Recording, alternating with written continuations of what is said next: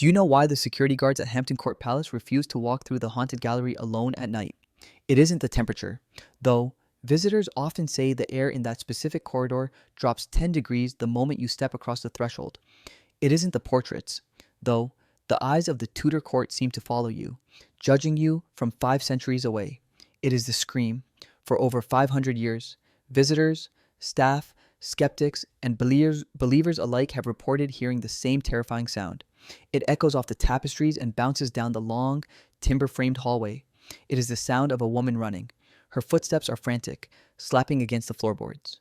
She is crying, and then she screams. But listen closely to the descriptions. This isn't a scream of rage. It isn't a scream of guilt or defiance. It is a scream of absolute primal panic. Witnesses have described a figure in white, racing desperately down the hallway, her hands reaching out for a set of heavy oak doors at the far end, doors that never open, and then, just as she reaches them, she disappears into the silence. This isn't a Halloween gimmick designed to sell tickets. This isn't folklore invented by bored tour guides. It is history replaying a real, documented moment in time. It is a psychic scar left on the architecture itself. The ghost is Katheryn Howard, the fifth wife of Henry VIII, and the moment she relives over and over again in the dark is the precise instant she realized that her fairy tale marriage was actually a death trap. Open any standard history book, and they will tell you a very specific story about her. They will tell you she was reckless. They will call her a flirt, a good time girl. They will say she was a foolish, empty-headed teenager who played with fire and got what she deserved. Stop. We need to silence that narrative right now, because that scream in the gallery is not the sound of a guilty woman getting caught. It is the sound of a 19-year-old girl realizing that the most powerful man in England, her husband, her king, her owner, has decided she is no longer useful. It is the sound of a piece of property realizing it is about to be discarded. Turn on the lights. We are reopening the cold case of Katheryn Howard. And I am going to spoil the ending for you right now. The villain of this story is not the terrified girl running down the hall. The villain is the man sitting safely inside the chapel, praying to God, while he ignores her. If you are ready to hear the truth behind the legend, hit that like button and subscribe. For centuries, Katheryn Howard has been reduced to a convenient stereotype. She is the bad girl of the Tudor dynasty. If Catherine of Aragon is the saint, and Anne Boleyn is the schemer, then Catherine is the immoral one. Historians have called her promiscuous, too free with her affections, and lacking in virtue. But let's look at the timeline. Let's actually look at the math. When the actions that later condemned her to death occurred, the so-called scandals of her past, Catherine was not a woman. She was a child. She was living in a household where she had no parents, no protection, and absolutely no authority over her own existence. The men involved in her story, they were in their mid-20s. They were employed. They had social standing. They held the keys to the doors. History framed this dynamic as a scandal caused by a wild girl. Modern eyes recognize something entirely different. A complete, catastrophic imbalance of power. We need to understand the environment she was in. When a young person is raised in a world where affection, security, food, and advancement depend entirely on pleasing older authority figures, the line between choice and coercion doesn't just blur, it disappears. When you are trained from childhood that your only currency is your obedience and your physical presence, you don't make bad choices. You engage in learned survival. What looks like recklessness to a historian sitting in a comfortable armchair was, to Catherine, a necessary navigation of a dangerous world. By the time Catherine entered the royal court, she wasn't naive. She wasn't stupid. She was conditioned. She was trained to navigate male approval because that was the only system of safety she had ever known. So, when Henry VIII, the King of England, the man who could execute anyone on a whim, noticed her, that wasn't a romance. That wasn't a courtship. That was selection. Catherine was placed in the Maiden's Chamber, a shared dormitory where young girls slept alongside older female servants. There were no locks on the doors. There was no privacy. And there was even less security. She grew up fast because she had to. In this unsupervised setting, men in senior positions, secretaries, music teachers, household officers observed her. They observed her youth. They observed her intense need for validation. And most importantly, they observed her complete lack of guardians. There was no father to challenge them, no brother to guard the door. Associations formed that history later held against her. We are told she welcomed these men into the dormitory at night. We are told she entertained them with food and wine. But ask yourself, who bought the wine? Who had the money for the food? Who had the access to open the doors? It wasn't the pre-adolescent. To understand why Katheryn ended up screaming in that hallway, we have to look at where she started. Katheryn Howard was born noble. She was the niece of the Duke of Norfolk, but she was poor, orphaned, and largely unwanted. Her mother died when she was very small. Her father was perpetually broke and absent, constantly chasing debts abroad. So, like a piece of extra luggage, she was sent to live under the care of her step-grandmother, the Dowager Duchess of Norfolk. Now, when you hear Duchess, you probably picture Downton Abbey, a structured, safe home with nannies and rules. Erase that image. Lambeth Palace was not a cozy manor. It was a massive, chaotic, sprawling medieval complex. It was a warehouse for the aristocracy's unwanted children. The Duchess housed dozens of wards, servants, distant relatives, and employees. It was crowded, it was loud, and critically, it was unmanaged. The Duchess was distant, often absent at court, leaving the children to fend for themselves. It was the adult men who knew exactly that they could access these girls without consequence. These were not relationships of equals. They were transactions of power. One man, her music teacher, Henry Mannix, used his position to touch her, to create a secret bond, to make her feel special while ensuring her silence. Another, Francis Dereham, a secretary with status and money, essentially claimed ownership of her. He called her his wife not because they were married, but to stake his territory against other men. Katheryn didn't have the language to say no. She didn't have the social standing to refuse. In her world, if an adult man wanted your attention, you gave it, because that was how you secured your place in the household. By the time she reached court age, Katheryn had learned one lesson, and she learned it well. Her safety depended entirely on pleasing the men who held power over her. Now, enter the ultimate authority figure. In 1540, Henry VIII was nearly 50 years old, but this was not a healthy 50. He was obese, weighing nearly 300 pounds. He was immobile, often needing to be hoisted by machines. He was prone to violent, unpredictable rages, and he was rotting. A jousting injury on his leg had turned into a necrotic, ulcerated wound that oozed constantly. The smell was said to be overpowering, filling any room he entered. He was a man in physical and mental decline, obsessed with his own mortality.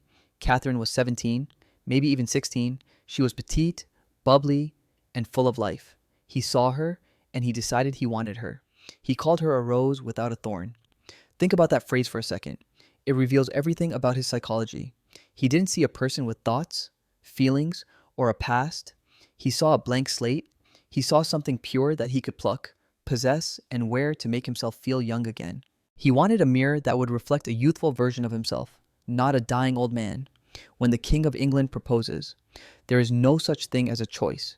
You cannot say, "No thank you, Your Majesty, you're 30 years older than me and you smell like decay." Saying yes isn't ambition. Saying yes is survival. The Howard family, her uncle, the Duke pushed her into his path. They saw her as a political tool to regain influence. They didn't care about her safety. They cared about their proximity to the throne. So, they married. This wasn't a marriage of equals. It was a political capture. Katheryn played her role perfectly. She smiled. She giggled at his jokes. She sat on his lap. She praised his vigor. She did exactly what she learned to do in the maiden's chamber. She managed the ego of the powerful man in the room to ensure she wouldn't be hurt. History calls her happy during these months. I call it a performance. A high-stakes performance where the penalty for breaking character was treason. She wasn't ambitious. She was trapped in a golden cage with a lion. Once she became queen, the bubble burst. The past she could never escape followed her to court. The men from her childhood, the ones who had established dominance over her in the maiden's chamber, realized their little girl was now the queen. They didn't stay away out of respect. They came to collect. Francis Dereham showed up. He essentially blackmailed her. He made it clear, "I know your secrets. I know you aren't the virgin the king thinks you are. Give me a job, or I destroy you." Katheryn was terrified. If Henry found out she wasn't a rose without a thorn, he would kill her. So, she hired Dereham as her secretary. Not out of affection, but out of fear. She was trying to buy his silence. Then came Thomas Culpeper. History labels this an affair. The story goes that Katheryn, bored with her old husband, sought out a handsome young lover. But look at the evidence. Culpeper was a favorite of the king, but he was known to be dangerous. There are records of him being violent, even lethal, in his personal disputes. He knew Katheryn was vulnerable. He knew the pressure she was under. He pressed her for private meetings. Read the letters Katheryn wrote to him. They were found later and used to convict her. They don't read like the passionate notes of a woman in love. They read like the frantic scribbles of a hostage. She writes, "I would rather die than that you should abandon me." She begs him to be happy. She worries about his mood. This is the language of a young woman clinging to protection in a court full of wolves. She was trying to keep Culpeper on her side, trying to manage Dirham, and trying to keep the king happy all at the same time. She was juggling hand grenades. She wasn't reckless. She was surrounded. She was a teenager trying to navigate a complex web of male egos without any real power of her own. November 1541. The House of Cards collapses. Archbishop Cranmer leaves a letter for Henry VIII during Mass. The letter details the loose living of Katheryn's childhood in the Maiden's Chamber. Henry's response is fascinating. He doesn't get angry immediately. He cries. But his grief isn't for Katheryn. It is for himself. It is the humiliation of a man who thought he bought a perfect product, only to find it was damaged. His illusion of youth was shattered. And when a narcissist's illusion is shattered, their rage is lethal. Katheryn is arrested in her chambers. She is stripped of her jewelry. She is told that the king knows everything. She knows what happened to Anne Boleyn. She knows what happens to wives who disappoint Henry VIII. And then comes the moment. The moment that supposedly haunts Hampton Court to this day. She sees an opening. She breaks away from her guards. She knows Henry is in the Chapel Royal, just down the long gallery. She thinks, if I can just reach him, if I can just look him in the eyes, he loves me. I am his rose. I can explain. She runs. Imagine the sound of her dress rustling, her feet pounding on the floorboards.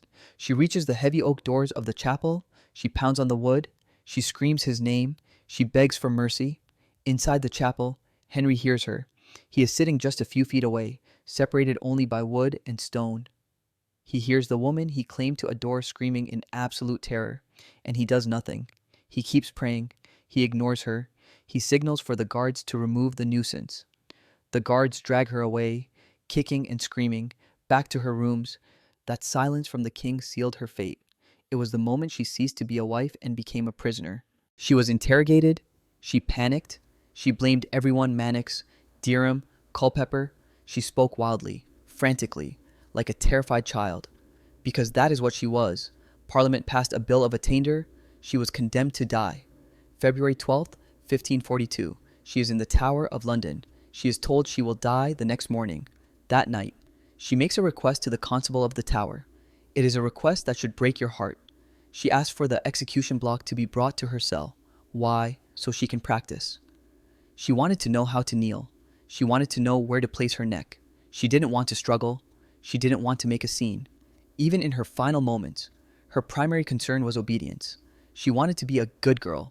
She wanted to perform her final duty perfectly so that she wouldn't upset the men watching her. She spent her final night on earth rehearsing her own murder. She was 19 years old. In our world, she would be finishing her freshman year of college. She would be worrying about exams. In Henry's world, she was kneeling on the straw, placing her head on a block of wood over and over again. The next morning, February 13th, she was led out to Tower Green. She was so weak with fear she could barely stand. She had to be helped up the scaffold steps. She didn't give a defiant speech. She admitted she had sinned. She asked for forgiveness. She did exactly as she practiced. Chop. And that is the end of the rose without a thorn. Henry VIII ate a banquet that night. He was already planning his next marriage to Katheryn Parr. Katheryn was buried in an unmarked grave, close to her cousin Anne Boleyn. Why am I telling you this story? Why does a 500-year-old execution matter? Because Katheryn Howard became history's scapegoat. Her youth was labeled immorality. Her fear was labeled weakness. Her death was justified as punishment for bad behavior, because it was easier for society to destroy a girl's reputation than to question a king's power. It was easier to say she was a slut than to admit the king is a predator. And we still do this. Look around. Look at how we treat young women in the public eye today. When a young woman is involved with a powerful, older man, who do we scrutinize? We dissect her choices. We analyze her maturity. We judge her background. We rarely ask, why was the powerful adult pursuing a teenager? We scrutinize victims instead of systems. We dissect behavior instead of power imbalances. We protect powerful men by rewriting the stories of the women they use. Henry VIII won the narrative war. He got to keep his title of Great King, Katheryn paid the price, she became the punchline. So, the next time you hear the legend of the Screaming Queen of Hampton Court, don't think of it as a ghost story. Don't think of it as a spooky attraction. Think of it as a memorial. That scream isn't guilt. It is realization. It is the moment a young woman realized that no matter how good she was, no matter how much she smiled, no matter how hard she practiced, the system was never designed to protect her. Katheryn Howard wasn't stupid. She wasn't immoral.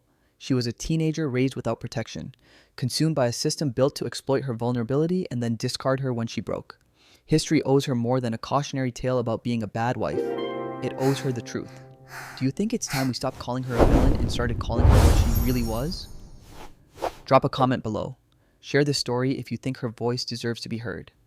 And remember, she was never the villain. She was just the rose that got crushed. Peace.